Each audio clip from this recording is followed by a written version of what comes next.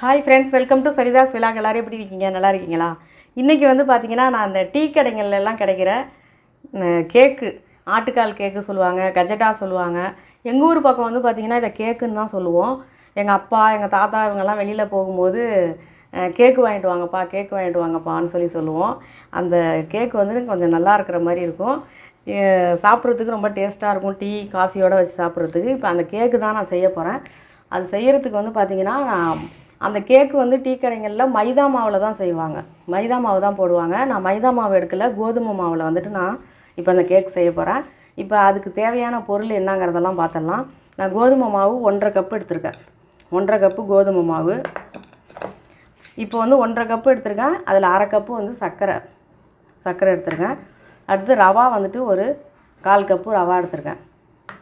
அரிசி மாவும் வந்துட்டு அந்த 1/4 கப்போட கொஞ்சம் கம்மியாக வந்து நான் அரிசி மாவு எடுத்திருக்கேன், ஒரு 2 ஸ்பூன் இருக்கும். 1 ஸ்பூனு நெய் எடுத்திருக்கேன். பால் சும்மா உங்களுக்கு பால் ஊற்றி பிணைஞ்சாலும் பிணையலாம், இல்லைன்னா தண்ணி கூட ஊற்றி பிணைஞ்சிக்கலாம், ஒன்றும் பிரச்சனை இல்லை. ஏலக்காய், இதில் கண்டிப்பாக வந்து இது சோடாப்பு போடணும், அப்போ தான் நமக்கு வந்து அதை மாதிரியே அந்த டேஸ்ட் வந்து நமக்கு வரும். இதில் வந்து நான் பேக்கிங் சோடா தான் எடுத்து வச்சுருக்கேன், இதை தான் போட போகிறேன். இப்போ கொஞ்சமாக உப்பு போட்டுக்கலாம். நான் எப்போதுமே இனிப்பு செஞ்சால் அதில் கொஞ்சமாக ஒருத்தனோடு உப்பு போடுவேன், அவ்வளோதான். இப்போ வந்து இந்த சர்க்கரையை வந்துட்டு நம்ம தண்ணியை ஊற்றி அப்படியே இந்த பாலில் அப்படியே கரைச்சாலும் கரைச்சிக்கலாம், இல்லை மிக்சியில் போட்டு நம்ம அடிக்கிற மாதிரி இருந்தாலும் மிக்சியில் ஒரு அடி அடிச்சுட்டு வந்துடலாம். நான் மிக்சியிலே இப்போ வந்துட்டு இதை இந்த சர்க்கரையை நுணுக்கிடுறேன். இந்த ஏலக்காவையும் அதிலே போட்டுடுறேன், ஒரு 3 ஏலக்காய் போட்டுக்கலாம். இதை நான் நுணுக்கிட்டு வந்துடுறேன். இந்த சர்க்கரையோடு சேர்த்து நான் அந்த கோதுமை மாவையும் போட்டு நான் ஒரு அடி அடிச்சுட்டு வந்துட்டேன். ஏன்னு கேட்டாக்கா, கையால் கலக்கிறதுக்கு பதிலாக இதால் நம்ம இந்த பாருங்கள் மாவு இதில் போட்டு சர்க்கரையோடு அடிச்சிட்டேன். நல்லா மிக்ஸ் ஆகிடும் அது மாதிரி இருந்தாக்கா. இப்போ மாவை கலக்க ஆரம்பிச்சிடலாம். கோதுமை மாவு, சர்க்கரை போட்டாச்சு, ரவா போட்டுடலாம்,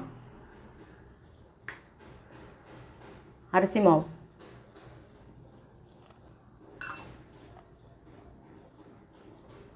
உப்பு, கொஞ்சமாக உப்பு, பேக்கிங் சோடா, நெய், 1 ஸ்பூன் நெய்,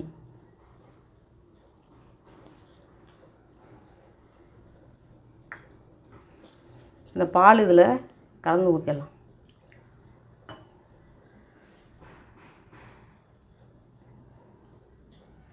இப்போ கலக்க ஆரம்பிச்சிடலாம்.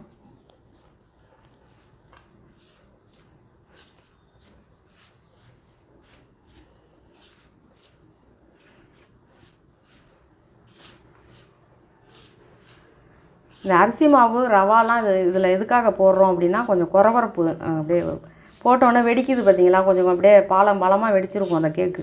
அதை மாதிரி வந்துட்டு கொஞ்சம் வெடிப்பு வரத்துக்கு தான் அந்த அரிசி மாவு, இந்த ரவாலாம் போடுறது. மற்றபடி டேஸ்ட்டு வந்து பார்த்திங்கன்னா இந்த கோதுமை மாவு, மைதா இதில் தான் அந்த டேஸ்ட்டு வரும். பால் வந்து நல்லா டேஸ்ட்டு கொடுக்கும், அதுக்காக தான்.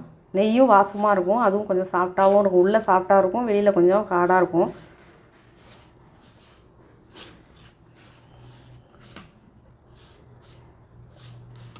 இன்னும் கொஞ்சம் பால் ஊற்றிக்கலாம்.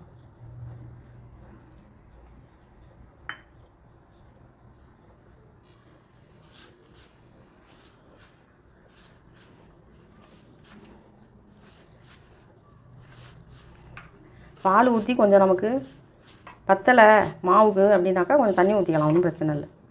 இல்லை முழுக்கவும் நீங்கள் வந்துட்டு தண்ணி ஊற்றி கூட பிணைஞ்சிக்கலாம். அந்த கிண்ணத்திலே கொஞ்சமாக தண்ணி எடுத்துருக்கேன். கொஞ்சம் கொஞ்சமாக தான் ஊற்றி பிணையணும், ரொம்ப ஊற்றிட்டோம்னா கொஞ்சம் அதிகமாக போயிடுச்சுன்னா சரியாக வராது. ஏன்னா சர்க்கரை போட்டிருக்கிறதுனால இலகி வரும் அது. ரொம்ப தண்ணி ஊற்றிட்டோம்னா சர்க்கரை போட்டு அதுவும் இலகிடும், தண்ணி போட்டோம்னா ரொம்பவும் அப்படியே அதுக்கப்புறம் நமக்கு போடுறதுக்கு சரியாக வராது. அவ்வளோதான், கரெக்டாக இருக்கும் இந்த தண்ணி நினைக்கிறேன். பார்த்தீங்களா, அவ்வளோதான். இதை அப்படியே வந்துட்டு இதை அப்படியே ஒரு 10 நிமிஷம் நான் அப்படியே வச்சிட்றேன். கொஞ்சம் ரவா போட்டிருக்கிறதுனால கொஞ்சம் ஊறணும். ஒரு 10 நிமிஷம் கழித்து நம்ம எண்ணெயில் போட்டு எடுத்துடலாம்.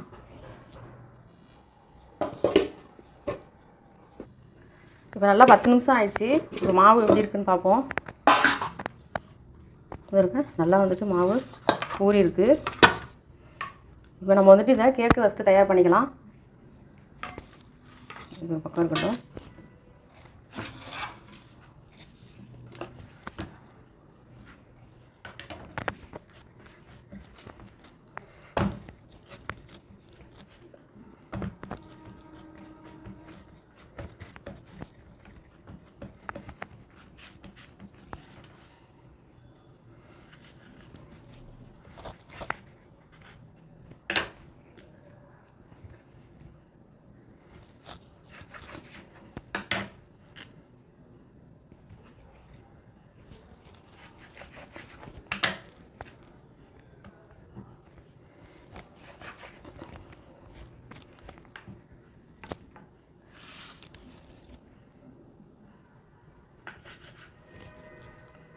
ஒரு பிளேட்டில் எடுத்துக்கலாம். இந்த பிளேட்டில் எடுத்துக்கலாம்.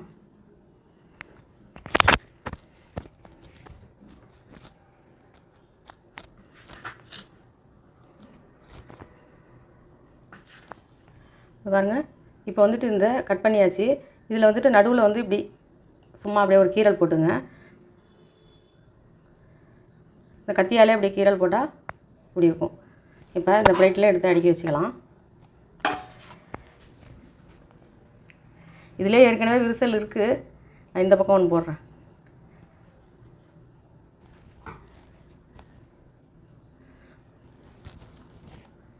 உங்களுக்கு சைஸு பெருசாக போடணுன்னா கூட போட்டுக்கலாம். கடைகள்லாம் நல்லா பெரிய பெரிய சைஸாக தான் இருக்கும். நம்ம வீட்டுக்கெல்லாம் சும்மா சின்னதாகவே போடலாம், அழகாக இருக்கும்.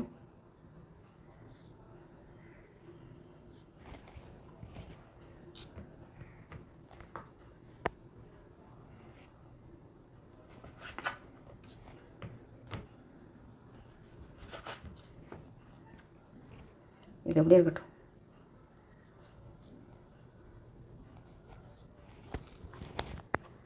எண்ணெய் வந்துட்டு ரொம்ப காய வச்சிடக்கூடாது, கொஞ்சம் மீடியமாக தான் இருக்கணும். இல்லைன்னா போட்ட உடனே வந்துட்டு அப்படியே கருவுன மாதிரி ஆகிடும், உள்ளே வேகாது.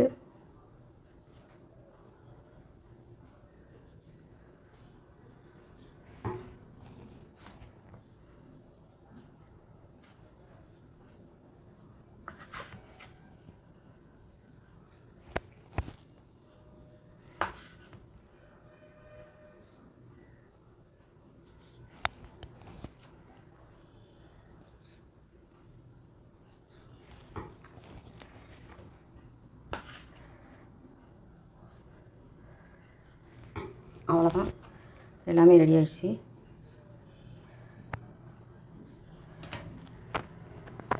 அவ்வளோதான், அது பாருங்கள் ரெடி பண்ணிட்டேன். இப்போ நம்ம எண்ணெயில் போட்டு எடுத்துடலாம். எண்ணெய் வந்துட்டு பாருங்கள் காஞ்சிடுச்சு. ரொம்பவும் வந்துட்டு கொதிக்கிற மாதிரி வச்சுக்கூடாது, மீடியமாக நல்லா வந்து காஞ்சிருக்கு. இப்போ நம்ம அந்த கேக்கெல்லாம் போட்டுடலாம்.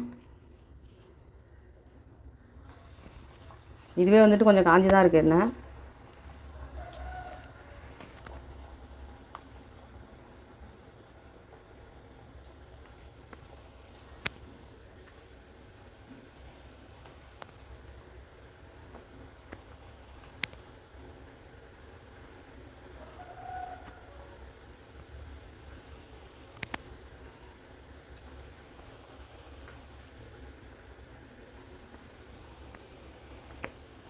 போதும், உடனே பரட்ட வேணாம்.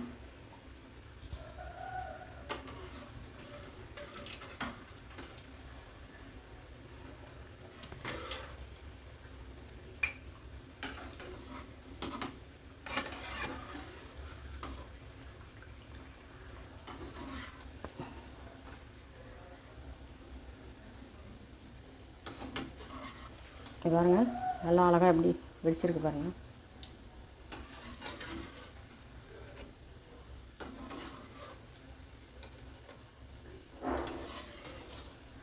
இது கோதுமை மாவுங்கிறதுனால கொஞ்சம் கலராக தான் இருக்கும். மைதா மாவுனா கொஞ்சம் அது கொஞ்சம் வெள்ளையாக இருக்கிறனால எண்ணெயில் போட்டோன்னா கொஞ்சம் இதாகும். இது வந்து கோதுமை மாவு கொஞ்சம் கலராக தானே இருக்கும், அதனால் வந்துட்டு இப்படி தான் இருக்கும். அதை நம்ம கட் பண்ணி போட்டது எவ்வளோ அழகாக வந்துட்டு வெந்தோடனே வெடிச்சிருக்கு பாருங்க. அப்படியே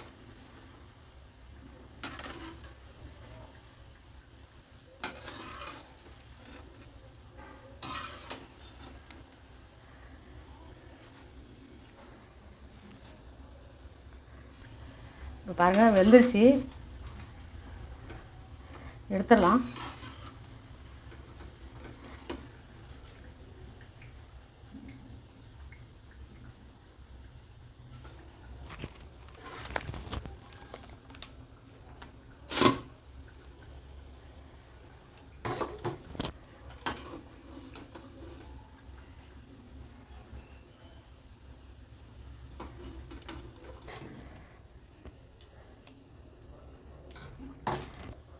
கோதுமை மாவு 1½ கப்பு, அரிசி மாவு ஒரு 2 ஸ்பூனு, அதாவது வந்துட்டு ரவா வந்து 1/4 கப்பு எடுக்கிறோம், அதோட கொஞ்சம் கம்மியாக வந்து அரிசி மாவு எடுத்துக்கிறோம். சர்க்கரை வந்துட்டு ஒரு 1/2 கப்பு. இதுக்கே வந்து பார்த்திங்கன்னா, இந்த மாவுக்கே வந்து பார்த்திங்கன்னா நமக்கு எத்தனை இருக்குது பாருங்கள். வீட்டில் உள்ளவங்க எல்லோரும் ஆளுக்கு 1 சாப்பிட்டாலே போதுமானது. இது நல்லா ஒரு டீயோ காஃபியோ குடித்தா சூப்பராக இருக்கும். அவ்வளோதான், இந்த பாருங்கள் செஞ்சாச்சு.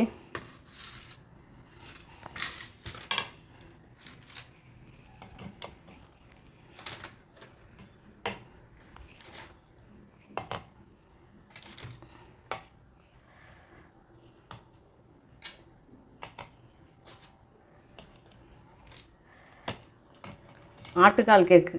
இது ஆட்டுக்கால் மாதிரி இருக்கிறனால தான் அது ஆட்டுக்கால் கேக்குன்னு பேர் வச்சுருக்காங்க. கஜடா டீ கடை கேக்கு. அவ்வளோதான், ரெடியாச்சு. எண்ணெய் கூட அதிகம் குடிக்கல.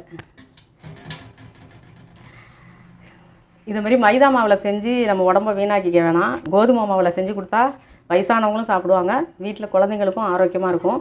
ஸ்கூல் விட்டு வந்தோடனே இது மாதிரி ஒரு கேக்கு கொடுத்து ஒரு டம்ளர் பால் கொடுத்தாங்கன்னா அவங்களுக்கு ஃபுல்லாக இருக்கிற மாதிரி இருக்கும். நீங்கள் வந்துட்டு இது மாதிரி ட்ரை பண்ணி பாருங்கள். நான் செஞ்சுருக்கிறது வந்துட்டு ரொம்ப ஈஸியான ஒரு முறையில் தான் செஞ்சுருக்கேன். நீங்கள் அப்படியே இதை கட் பண்ணாமல் சும்மா கையாலேயே மாவை வந்துட்டு உருட்டி அப்படி போடுற மாதிரி இருந்தாலும் போடலாம், அது ஒன்றும் பிரச்சனை இல்லை. இது கொஞ்சம் ஈஸியான முறை தான், இது செஞ்சு பாருங்கள். இதில் நீங்கள் முட்டை கலக்கிற மாதிரி இருந்தால் கலந்துக்கலாம். ஏன்னா நான் முட்டை எதனால் கலக்கலை அப்படின்னாக்கா, இப்போ நிறையா செய்கிற மாதிரி இருந்தால் இப்போ 1 கிலோ 1/2 கிலோ இது மாதிரிலாம் செஞ்சோம்னா ஒரு முட்டை போட்டோம்னாக்கா அது அந்த ஸ்மெல்லு தெரியாது. நம்ம கொஞ்சமாக ஒரு கிண்ணத்தில் மாவு எடுத்து செய்யும் பொழுது அப்போ என்ன ஆகும்னா ஒரு முட்டை ஃபுல்லாக போட்டாகணும். அந்த ஒரு முட்டை ஃபுல்லாக அதில் போடும் பொழுது கவுச்சி அடிக்கிற மாதிரி இருக்கும். ஆறுனதுக்கப்புறம் சாப்பிடும்போது அந்த முட்டை ஸ்மெல் வரும். சில பேருக்கு அந்த முட்டை ஸ்மெல்லு பிடிக்காது. குழந்தைங்களும் சில பேர் அந்த முட்டை ஸ்மெல் வந்தாக்கா சாப்பிட மாட்டாங்க. அதனால தான் நான் முட்டை இல்லாமல் நான் அப்படி செஞ்சுருக்கேன். நீங்கள் செஞ்சு பாருங்கள். செஞ்சு பார்த்துட்டு எப்படி இருந்துச்சுன்னு எனக்கு கமெண்ட் பண்ணுங்கள். பாருங்கள், இப்போ ஒன்று பாருங்கள் எவ்வளோ சாஃப்டாக இருக்குது பாருங்கள். சாப்பிட்டு பார்க்கலாம். நல்லாயிருக்கு, சூப்பராக இருக்குது. அதே டேஸ்ட்டு நம்ம கடையில் உள்ள டேஸ்ட்டு. ஓகேங்க, நீங்கள் எப்படி செய்வீங்கன்னு எனக்கு கமெண்ட் பண்ணுங்கள். இந்த வீடியோ உங்களுக்கு பிடிச்சிருந்தால் லைக் பண்ணுங்கள், மறக்காமல் சப்ஸ்கிரைப் பண்ணி வச்சுக்கோங்க. நன்றிங்க.